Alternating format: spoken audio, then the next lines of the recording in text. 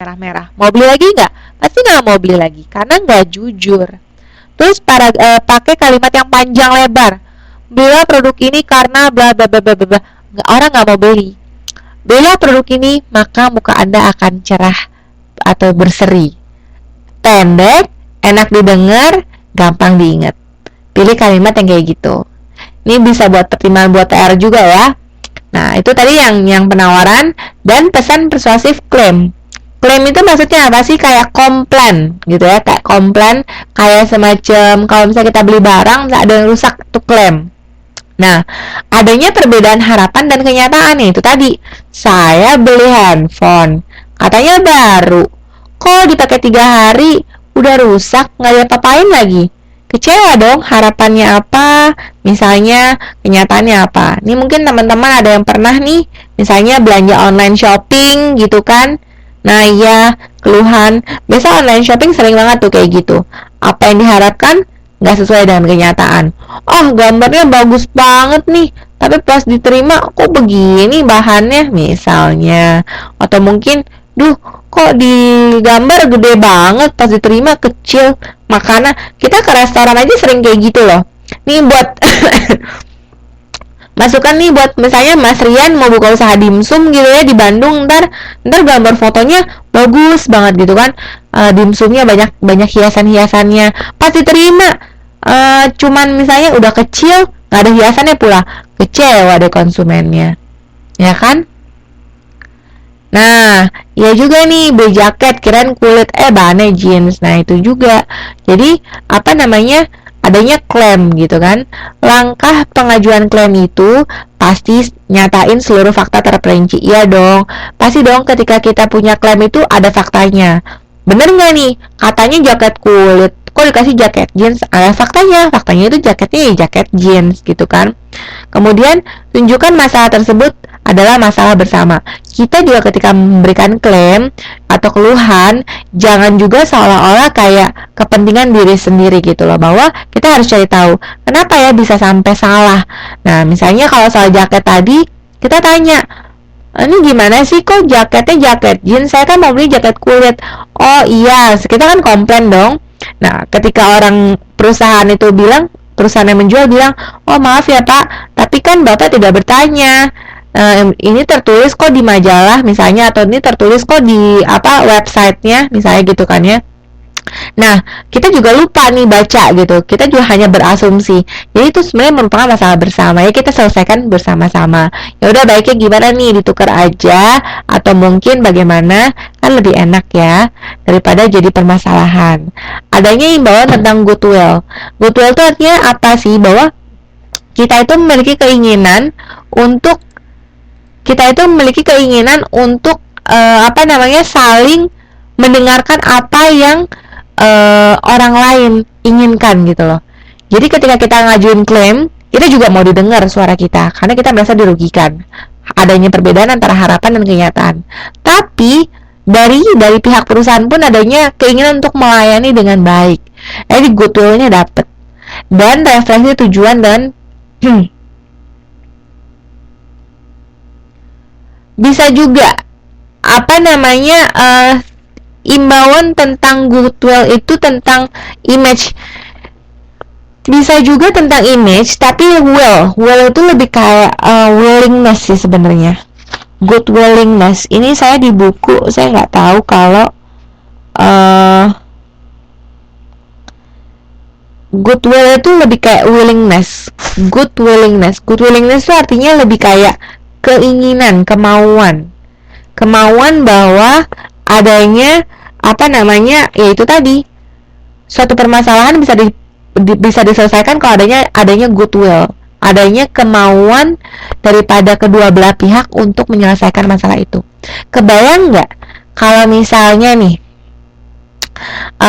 kita ngomongin masalah ini deh ya, komplain yang tadi. Satu orang pengen nyelesain masalah, tapi yang satu lagi tetap pada pendapat dia, gak akan selesai masalahnya. Sama kalau pasangan, kalau yang satu bilang gak mau tahu, maunya putus, yang satu lagi bilang enggak kok, kita bisa kok mempertahankan hubungan ini. Ceritanya kayak gitu ya. Misalnya gitu, yang cowok bilang nggak kok kita bisa, yang cowok bilang nggak mau, tetap aja putus.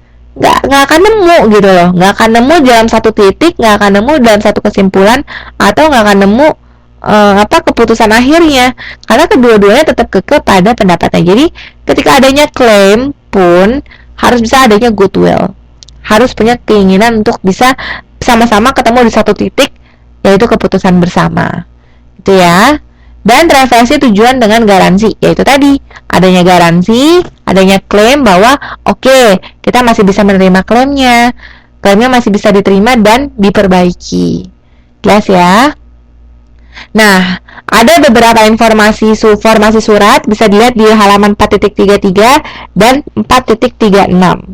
Saya nggak bahas karena mungkin udah terlalu larut ya. Tapi Mbak dan Mas ini, teman-teman sekalian, bisa baca, coba dilihat gitu ya, karena kan panjang banget. Tadinya saya mau bacain, cuman kayak udah ini juga. Kalau ada yang nggak jelas bisa tanya saya. Jadi ada beberapa surat, yaitu ya surat tadi, persuasif penawaran, persuasif permintaan, dan persuasif klaim. Masing-masing tujuannya itu adalah supaya mengajak orang lain melakukan apa yang kita inginkan. Kalau permintaan ya memohon sesuatu, ya kan. Kalau penawaran, menawarkan sesuatu supaya beli. Kalau misalnya yang klaim ya supaya kita bisa mengklaim sesuatu dan apa yang kita klaim itu juga bisa diperbaiki.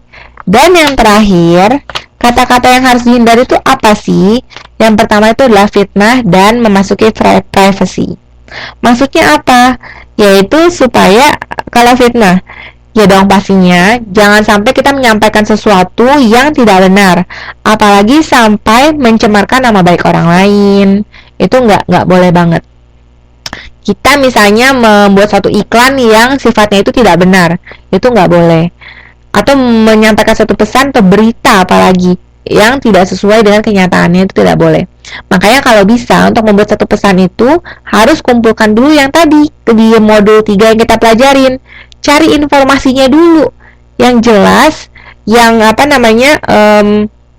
jelas, sampai semua informasinya lengkap, barulah kita buat pesannya apa. Jangan sampai pesan yang nggak jelas, sudah terburu-buru, yang tadi saya bilang tergesa-gesa mengeneralisasinya, akhirnya hasilnya pun tidak sesuai atau hasilnya pun tidak maksimal. Jelas ya? Dan tidak boleh memasuki privacy. Ingat, setiap orang itu pasti punya privacy.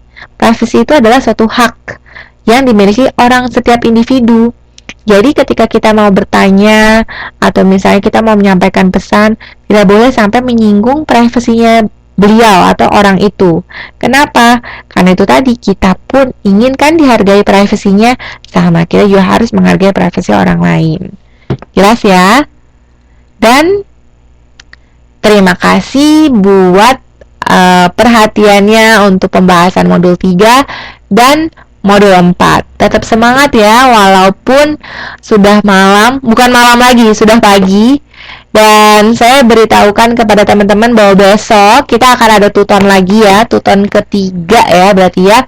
Dan di tuton ketiga ini saya akan bahas mengenai modul 5. Nggak 2 modul lagi, cuman 1 aja. Suaranya sangat serak, iya. Suara saya kalau udah malam memang kayak gini, sering kayak gini.